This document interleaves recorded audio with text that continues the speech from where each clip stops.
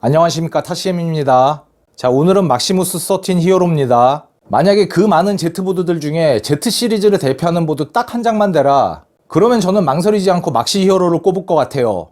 물론 주관적인 제 생각입니다. 하지만 그만큼 Z 시리즈를 대표하는 몇 가지 모델 중에 하나라는 거는 누구라도 부인하기 힘들 거예요. 또 장수 모델이기도 하죠. 실제로 Z490 때도 제가 이 막시 히어로 보드를 제일 먼저 받아왔고, 이번에도 마찬가지입니다. 앞으로 Z690, 790이 나와도 계속 그럴 것 같아요. 그만큼 Z 시리즈 중에서는 간판 모델이에요. 그런데 제가 이 보드 스펙을 잠깐 살펴보니까 막시 히어로는 이제 정말 고급 보드가 됐어요. 예전에도 고급 보드였던 건 맞는데 고급 보드 중에서는 엔트리급 모델이었죠. 몇 년 전만 해도 막시 히어로 그러면은 뭐 3, 40만원대 중고급형 보드 뭐 요런 인식이 강했거든요. 고급 보드 입문자를 위한 제품이랄까 뭐 그런 느낌이었거든요. 그런데 이제는 아니에요. 사실 Z490 때도 많이 좋아졌다 이런 생각이 들긴 했는데 그때랑 비교해도 확 달라졌습니다. 이게 이번 Z590에서만 이런 건지 앞으로도 쭉 이렇게 갈 건지는 모르겠는데 보드의 급이 정말 많이 올라갔습니다. 물론 가격도 그렇고요. 명실상부한 최고급 라인입니다. 아마도 제 생각에는 로그 스트릭스의 영향이 있을 것 같아요.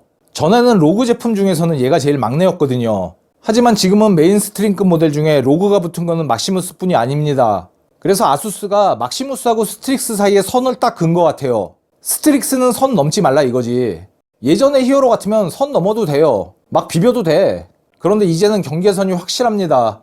정말 확 달라졌는데 뭐가 달라졌는지 한번 보죠. 개봉해 보겠습니다. 이제 이거 안 빠지네. 박스는 더 구려졌어요.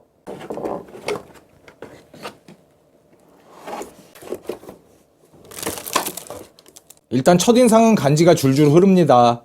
그리고 이 방열판의 크기가 장난이 아닙니다. 거의 항공모함이에요.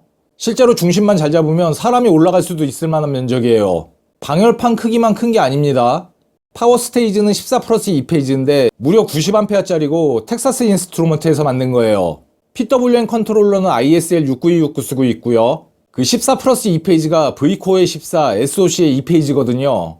그러니까 V코어에만 1260A가 할당돼 있습니다. 방열판도 그렇고 전원부는 진짜 예술이죠. 얘가 이 정도면 얘보다 윗급은 도대체 뭘 달고 나오려고 그러는지 모르겠어요. 전세대 모델인 Z490 히어로는 TDA 21461을 썼습니다. 걔는 60A짜리예요. 그러니까 확 달라진 게 맞죠. Z490 에이펙스랑 비교해보면 이게 에이펙스죠. 이게 히어로고, Z490 히어로는 60A짜리 모스펫을 썼다고 말씀드렸고 얘는 70A짜리 썼어요. 그러니까 Z490 히어로랑 비교하면 전원부 품질 자체가 더 윗급이죠. 근데 얘는 얘보다도 더 업그레이드가 된 거예요. 똑같이 14 플러스 2페이지의 듀얼 아웃풋이에요. 뭐 요즘에는 전원부가 듀얼 아웃풋이라고 하급이라고 볼 수가 없어요. 굉장히들 잘 만들고 특히 아수스는 더 그렇죠.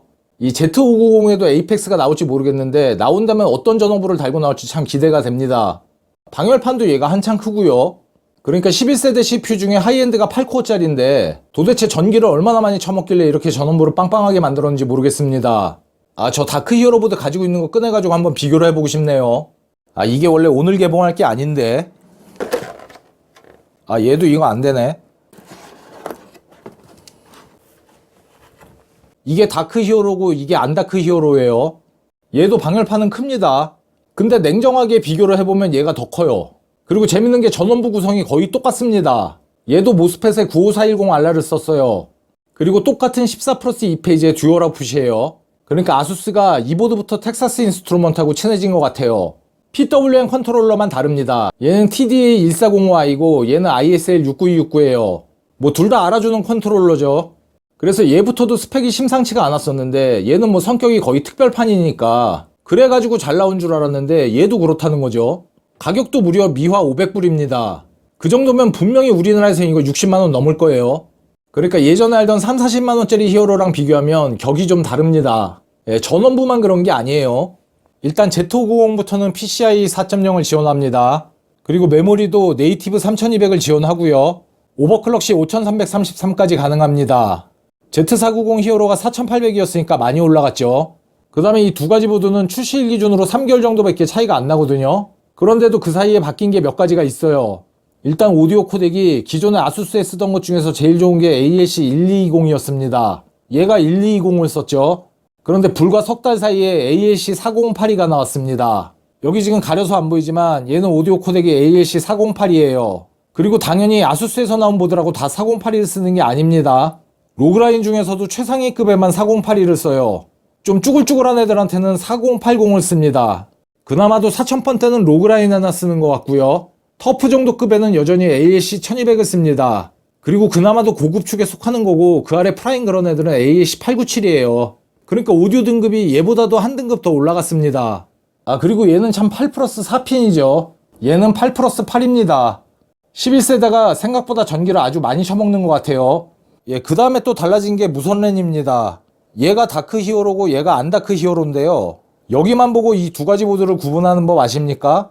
예, 다크 히어로는 내장 그래픽 출력이 없죠. 그래서 내장 그래픽 출력이 없기 때문에 USB 포트가 더 많습니다. 그러니까 이 보드는 르누아르 같은 건 뭐 끼우지도 말란 얘기예요. 아무튼 얘는 와이파이 6 AX200입니다. 얘는 와이파이 6E예요. 그리고 AX210입니다. 와이파이 6가 나온 지가 얼마나 됐다고 와이파이 6E가 나왔습니다. 이 둘의 차이가 뭐냐면 와이파이 6E는 비면허 주파수인 6GHz에서의 통신을 표준으로 정의한다고 합니다.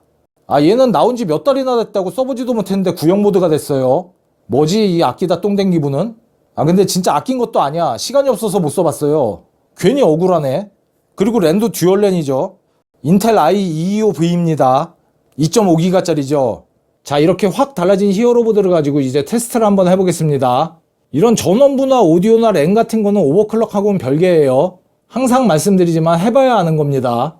그리고 제 생각에는 Z490 에이펙스보다 좋을 것 같진 않아요. 아무튼 에이펙스 보드랑 같은 조건으로 한번 돌려보겠습니다. 에이펙스 보드 가지고 마지막으로 돌렸던 게 1700K에 뭐 올로인지 온라인지 그램으로 돌렸었거든요. 그때 4600에 17 스트레이트로 돌았었는데 얘는 얼마나 돌아갈지 한번 해보겠습니다. 이거 올해 나온 제품이거든요. 출시된 지 한 달도 안 됐을 겁니다. 제가 요거랑 비슷한 게 몇 개 있는데 일단 이거 다 좋은데 무겁습니다. 얘는 가볍긴 한데 토크 조절도 안 되고 속도 조절도 안 돼요. 그리고 회전 속도도 느린 편입니다.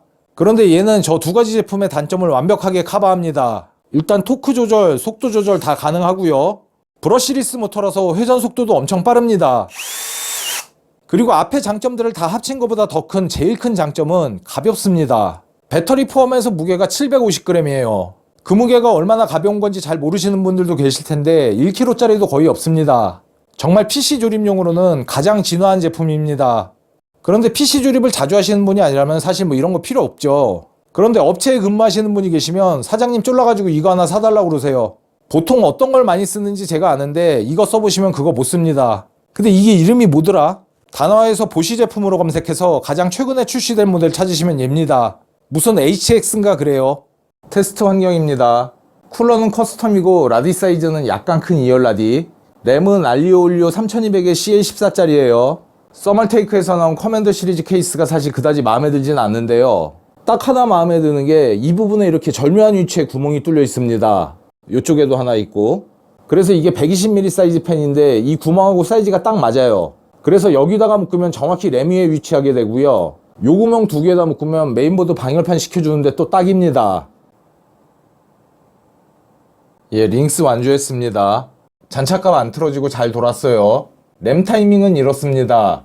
CPU 52배수에 캐시 49배수 줬고요. CPU 전압은 1.42V에 레벨 5 줬습니다. 최고 온도는 79도까지 올라갔습니다. 램 전압 1.54, IO 1.5, SA 1.6 줬어요. 그런데 여기는 램 전압하고 IO 전압이 좀 더 높은 값으로 잡히네요. 왼쪽이 히어로 보드, 오른쪽이 에이펙스 보드예요. 실제로 돌려보니까 에이펙스보다 못하지 않습니다.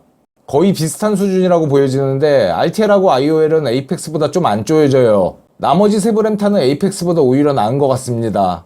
각종 전압들은 거의 비슷하게 줬고요. Z590에는 에이펙스 보드가 안 나올 것 같습니다. 히어로 보드의 가격을 봐도 그렇고 성능을 봐도 그렇고 에이펙스 보드를 위해서 남겨놓은 자리가 없는 것 같아요. 그러니까 히어로 보드보다 더 좋게 만들기가 쉽지 않다는 얘기입니다. 그리고 더 좋게 만들었다 치더라도 히어로 보드가 지금 500불인데 에이펙스는 그럼 얼마를 받아야 되냐는 거죠. 그래서 안 나올 것 같아요. 그러니까 이번 Z590에 히어로 보드가 강력하게 나온 이유가 그 위급 보드들이 거의 생략이 많이 될 것 같아요. 바이오스가 좀 달라진 게 몇 가지가 있거든요. 바이오스에 한번 들어가 보겠습니다. 세브램타 조절하는 메뉴에 들어와 보면 TRDRD DG 값도 트레이닝이 생겼습니다. 이전에는 런타임만 있었죠. 이 메뉴가 따로 생긴 거 보니까 이제는 이 아래로도 더 낮출 수가 있나 봅니다. 아직 해보진 않았고요. 그 다음에 디지 플러스 VRM으로 들어가 보면 다이센스냐 소켓센스냐를 결정하는 메뉴가 없어졌어요. 여기 나와 있지는 않지만 다이센스로 돌아가는 거예요. 그러니까 소켓센스에 익숙하신 분들한테는 전압이 좀 낮게 보일 겁니다. 전압 낮다고 막 함부로 더 주시면 안 돼요. CPU 온도 봐가면서 더 주시기 바랍니다. 그 다음에 이 메뉴도 못 보던 것 같은데 요런 게 또 새로 생겼네요. 여기 하단 설명도 빈약해가지고 얘가 무슨 의미인지는 잘 모르겠습니다. 그 다음에 SA 전압도 로드라인 메뉴가 생겼어요. 얘는 레벨 1, 2, 3밖에 없습니다. 저는 레벨 3으로 했는데 안 써봤지만 레벨 1은 너무 약할 거예요. 아마도 3이나 2 중에서 고르시면 될 것 같습니다. 그 다음에 이런 메뉴가 또 새로 생겼고요. 이거는 수동 오버 할 때는 쓸 필요가 없는 메뉴인 것 같아요. 서멀 벨로시티 부스트도 세부 설정이 가능하게 바꾼 것 같아요. 뭐 수동 오버 하면 얘도 만질 일이 없겠죠.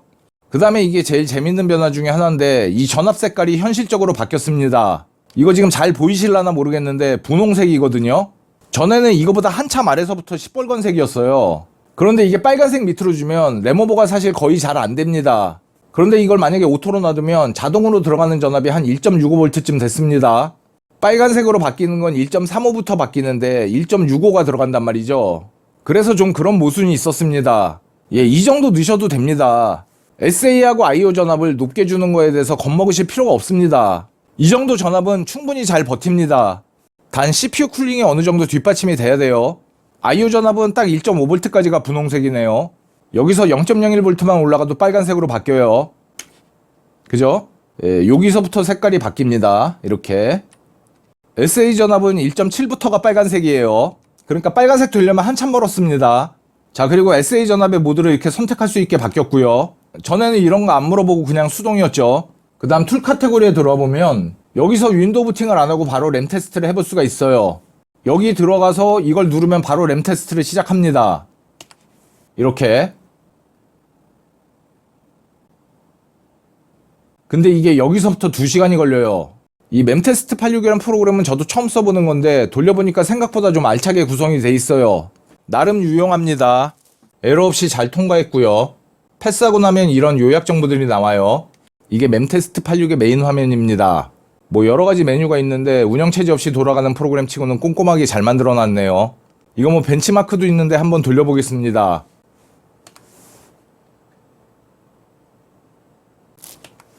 뭐 그래프 하나가 결과로 나오는데 뭔 말인지 잘 모르겠어요. 예, 지금 제 램의 스피드가 이렇답니다. 분명히 좋은 걸 거야. 이 방열판이 너무 크다 보니까 이 부분에 스탠드오프 박을 때 되게 고생합니다. 손가락으로는 돌릴 공간이 없어요.